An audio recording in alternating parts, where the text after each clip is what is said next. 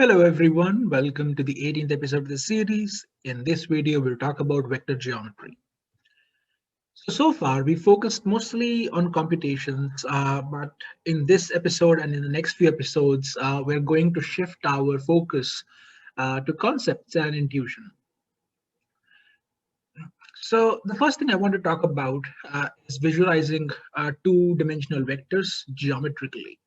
So there are two ways to visualize two-dimensional vectors in the two-dimensional plane. The first is to interpret the entries of the vector as the coordinates of a point. So this vector given by entries 2, 3 becomes a point in the plane given by coordinates x equal to 2 and y equal to 3. The other way is to interpret um, this vector as an algebraic vector. In other words, we draw an arrow from the origin uh, to the point 2 comma 3. In a similar fashion, we can interpret three-dimensional vectors as well. We can either interpret this vector 1, 2, 3 as a coordinate in three-dimensional space where x is 1, y is 2, and z is 3. Or we can draw an arrow from the origin to the point 1, 2, 3, and this arrow would represent a geometric vector. Just want to point out that when you work in three dimensions, there are no set standards for which variable corresponds to which axis or which direction corresponds to which variable. This begs the question, how do we interpret bigger vectors geometrically? The simple answer is that we cannot, because we all live in three dimensions. Our brains are used to three-dimensional pictures, so we can't directly visualize a four-dimensional or a higher dimensional space directly. So what we're going to use in the rest of the course is we're going to use our intuition and our algebraic knowledge of vectors to understand higher dimensional spaces. Okay, so let's start with an exercise. We're given three systems of linear equations, and what we want to do is we want to find all their solutions and draw them inside the plane. So for the first one, when we actually solve it, we realize that there is only one solution to the system, and it's given by x equal to 2 and y equal to 1. So its plot is just going to be a singular point. For the second one, because x plus y is 3 and 1 simultaneously, this system has no solutions at all, and therefore its plot is going to just look empty.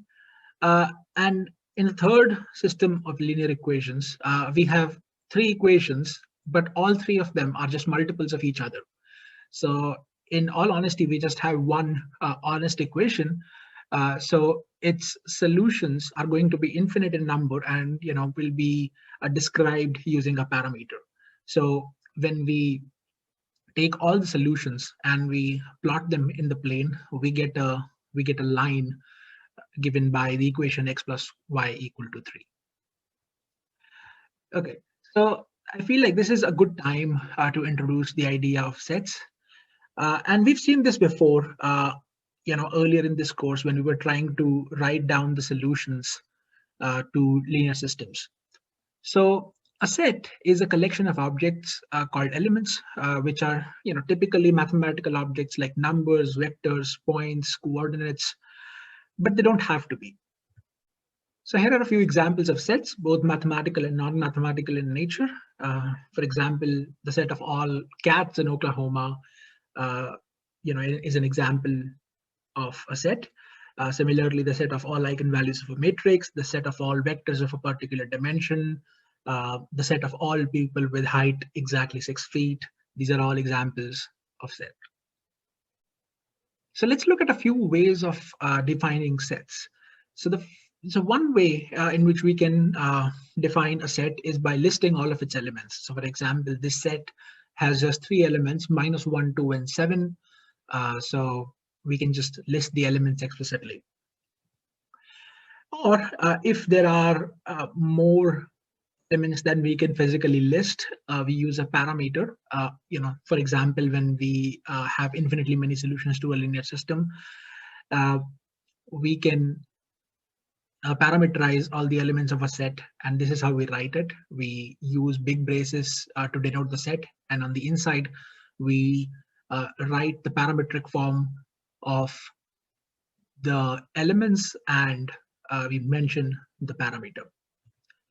Or, our sets are sometimes defined by a property as well.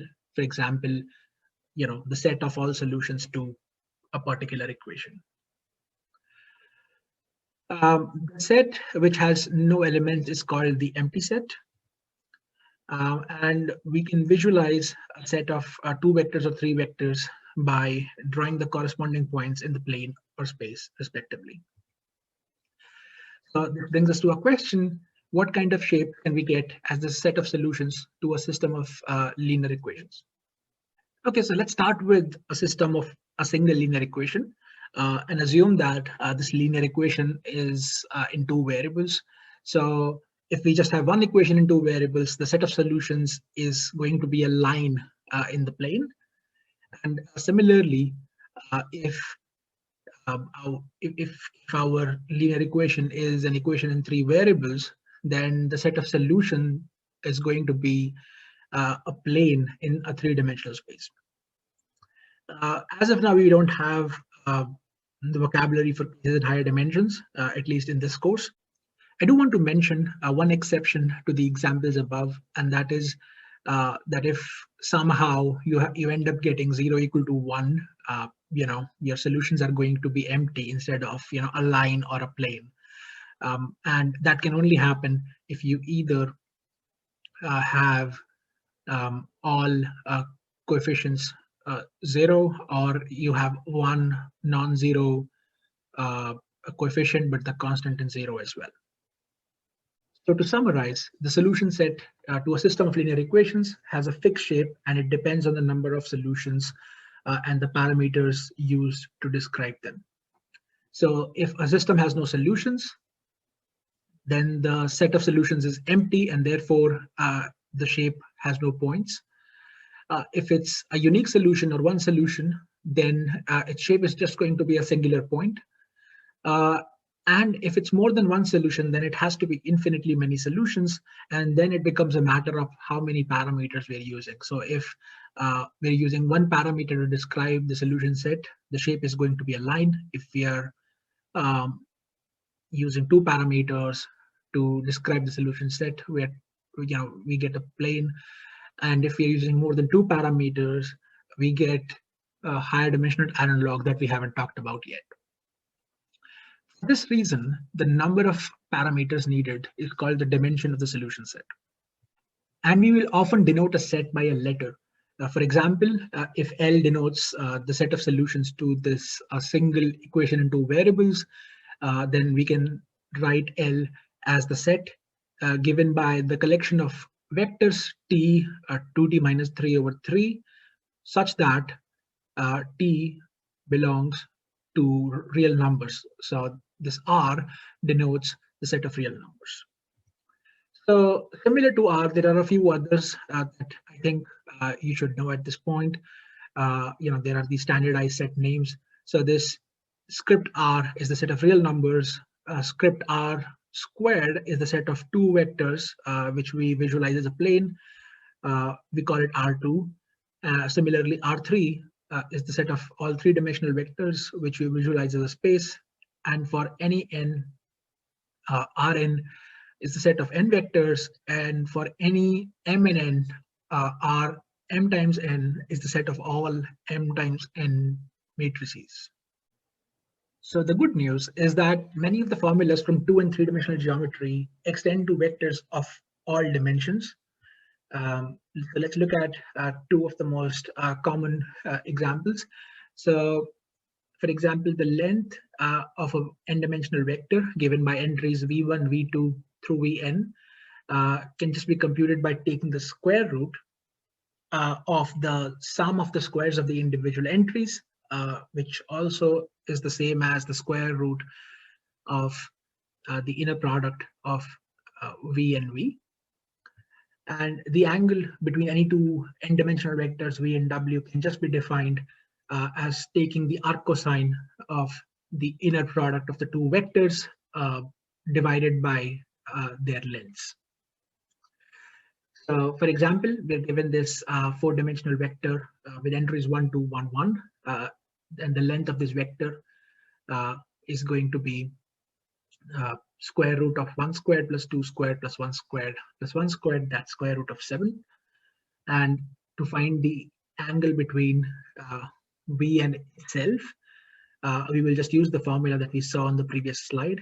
And we know that, the angle between any vector and itself is always 0. And the formula actually confirms that. We end up getting, 1 squared plus 2 squared plus 1 squared plus 1 squared divided by square root of 7 square root of 7. And when you simplify it, it's 1. And because cosine of theta is 1, we conclude that theta has to be 0. So we can also move ideas from the algebraic territory to the geometric territory. For example, if you're given a vector v and we multiply the vector v by a scalar c, it stretches the geometric vector v by a factor of c.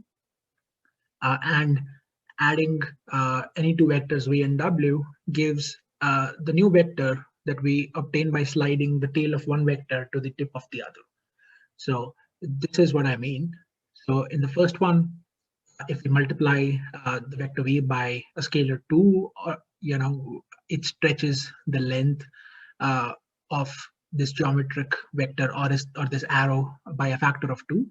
And if we multiply it by minus 2, it stretches the length and it flips it by 180 degrees. And in the second scenario, we do exactly what we said we would do. We slide the tail of one vector to the tip of the other, and the resultant vector is the sum of the two vectors. So in the picture, we slide this v parallelly till it gets to this lighter blue or this gray vector, so that the tail of vector v now coincides with the tip of the vector w.